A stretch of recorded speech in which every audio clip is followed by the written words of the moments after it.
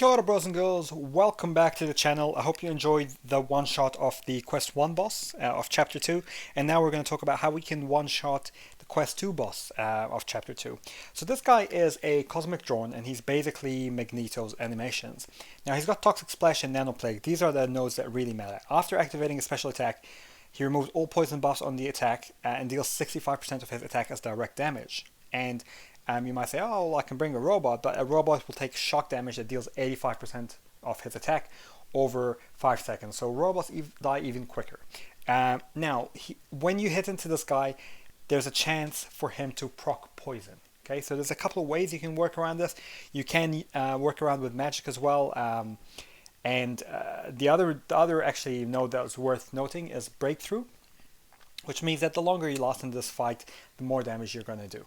But the risks in this fight are a few. First of all, obviously the poison. If you get more than one poison on you, if you get poison with one willpower, 1 point in the willpower mastery and some in the healing mastery, you should be able to handle one poison charge. Okay, more than one poison charge, and you're gonna start bleeding damage. But the risk with that is anytime you have a poison charge, you can't control his power. And if he throws a special, you're going to take a lot of damage of that special, because he detonates basically he's like a poison havoc. He will detonate a ton of direct damage of that poison.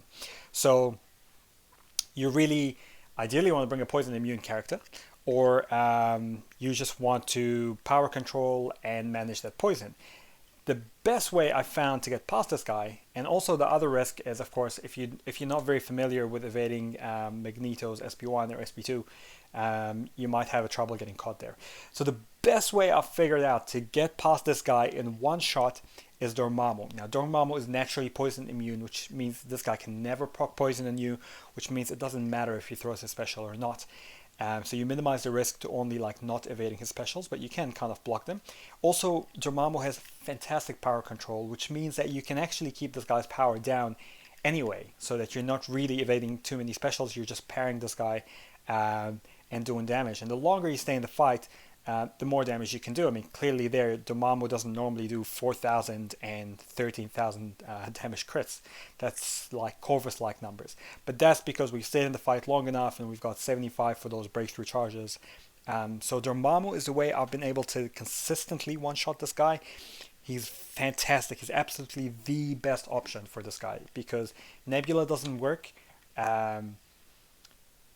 To be fair, I haven't tried Nebula. Nebula might work if you spend the first little bit of time shutting down his abilities and not hitting into him, and then start attacking. But Dormammu is just naturally poison immune, so that really works out well for him. The other option I tried to use was magic, but I'm gonna say Warlock doesn't work. Guillotine 2099 probably won't work either, and really any of the robots, Ultron and so on. So don't worry about that. You just need a Dormammu, or you can use magic with a little bit more tactic, a little bit more strategy. You'll notice here I'm waiting for the poison to run out and not getting more than one poison before I'm attacking him. And then before he goes into his before he gets into 1 bar of power, I'm using the parry along with the pacify mastery just to push him over in the same way that you would when you're fighting magic, because I don't want to be poisoned while he's able to push a special. So again, here I get inflicted with poison, and I'm just going to wait. I'm going to be quite tactful. I can handle the poison, that's fine. I can handle 1 poison, and then I'm going to parry with the pacify. I'm going to just try to parry again, push him over the edge. I don't get the poison, so that's fine. And now I'm just trying to bait out that SP1, because with no poison on me, he's not going to detonate that huge amount of damage. And the reason I go in there is because then I realize, oh, I can power lock this guy. And if I power lock him, he's not going to throw specials. And if he's not going to throw specials, then that completely minimizes the risk. The only risk I have now is poison. And again, even with that, with the poison, I'm always careful to make sure that I don't get more than 1 on me. Because if you'll see, when I'm poisoned, I take 44 tick damage, but I regenerate 43, so I can last with that okay.